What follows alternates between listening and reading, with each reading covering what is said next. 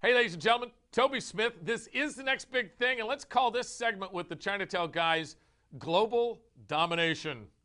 Because, in fact, what George and Colin and their team have done is built the platform to build a global 4G carrier with a low cost for the data service that they're providing, with multiple revenue streams that are not just data, but also all the applications that go on top of that.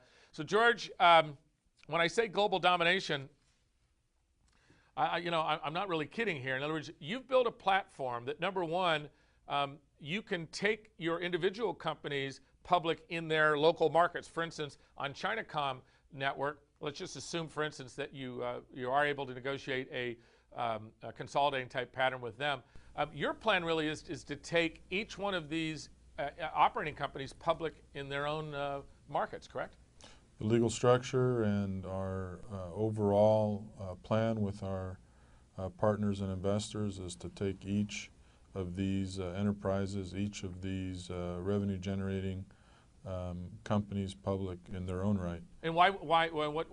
What's the idea? Maximizes, we feel, our existing shareholder value and creates a long-term solution for our current shareholders, or a long-term exit for our current shareholders. We think the value proposition associated with those multiples in those countries with wireless networks like these are attractive to our shareholders. Okay. So speaking of your shareholders, you've mentioned that you are reloading or renegotiating your deal with the Isaac Group. Isaac Group has put about $25 million in. That's been your source of capital for deposits and your operating negative burn, et cetera. You're now looking for $50 million additional from the Isaac Group, and that will take you through 2011 and 2012? Yeah, we've changed our model, obviously associated with the financing we've obtained from our vendors that are now our partners, ZTE in particular, and others. By the way, there's a lot of different products that go into building a network. So the net equity requirement is diminished. So we're currently under renegotiation with the Isaac Group. The Isaac Group is really now a group of investors, not just one family, but now it's probably 30 or 40 different groups under that investment umbrella. And while we're on that subject, NBT, we're sort of losing a 750 million share build out. Are we still on target? Yeah. That number's never really changed. We have obviously the existing share price has affected dilution, but we feel with revenues and with the assets that we've acquired, our shareholders see a positive influence on that this year, which was part of our primary goal we talked about in segment 1, which was generating revenues this year and creating the platform so that we move into 2015 with these additional acquisitions in other countries in Eastern Europe. All right, so Colin, you're a big thinker. You're a big you operate in so many time zones, and every time I talk with you, I'm confused. But really, what you're doing is you're going to have a global fiber network that will connect all of these networks. You'll have the last mile solution, if you will, the wireless, the 4G network.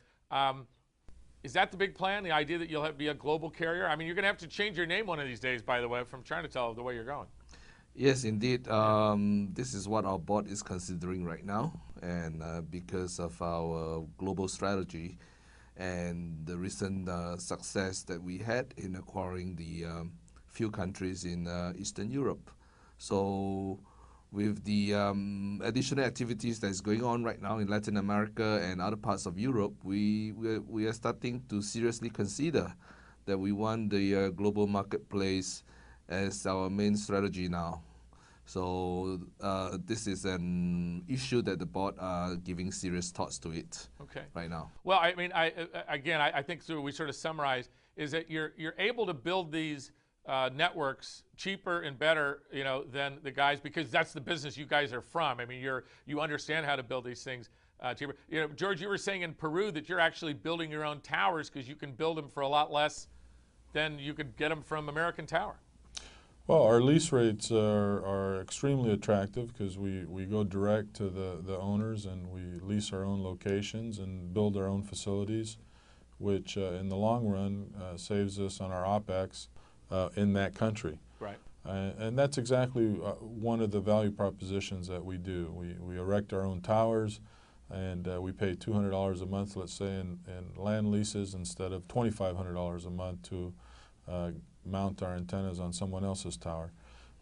We build the facility for about $20,000, including the cost of a tower. I'm talking about a 110, 120-foot tower. And those are all parts of how we're able to provide this $8 to $12 solution for these growing, developing countries that are hungry for this connection. They're starving for these pads, and like you said, it's the pad, and it's all about the pad. Well, as you create the network, you have to be cost effective all the way down to even what you pay for a lease to build these facilities. Because remember, you're building hundreds, if not 1,000, of these sites per city to establish your basic connectivity coverage. So George, the global domination story is you need to be in a growing country. What's the revenue, and then you need a politically stable country too, I get. Absolutely. That's really our target. You have a growing GDP, you have a very stable political environment, and you have per capita income that is your target base. We like about a $10,000 a year per capita income with growing GDP as our foundation. So every country that you'll see us in, you'll see the same stamp from one country to another, same protocol, same structure. We feel, Colin and I and our team feel we've perfected that cookie cutter environment with regard to all costs associated with building the network, and at the same time delivering that pad, that dongle, that card, that CPE that creates the revenues.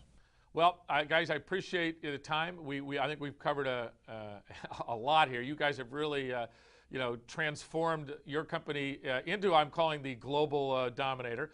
Guys and people who watch who maybe not shareholders with Chinatel, there's literally no company available to a public shareholder that gives you exposure to not only the 4G revolution, but to the low cost 4G revolution provider. We think the assets that Chinatel currently owns are worth in excess of about $2.5–3 billion. We have a new evaluation that we're coming out with here in the next few weeks that will go through the various scenarios that we think are happening. We think this is, we've said in 2011 this was our number one stock. We said it was a number one stock because the value of the current $70 or $80 million valuation is just totally out of whack with what they've done. I hope you got a sense of the grand plan here and the world domination plan at hand. We will check in with you guys. Colin, it's great to see you in the United States. I'm sure you'll be back to Taiwan or Singapore soon. George, I know you just got back from Russia and you're going to have some stories on Russia. I guess in Russia you're going to be buying an insurance policy so that Putin won't take your assets there? All right. Lloyd's of London. Lloyd's of London. All right, guys. Appreciate it. You've been watching the next big thing. Chinatel Group, or whatever they turn out to be in the future, is the 4G revolution leader. We just think it's a fabulous investment. Of course, full disclosure, we are major shareholders in the company and will continue to be. Thanks for watching.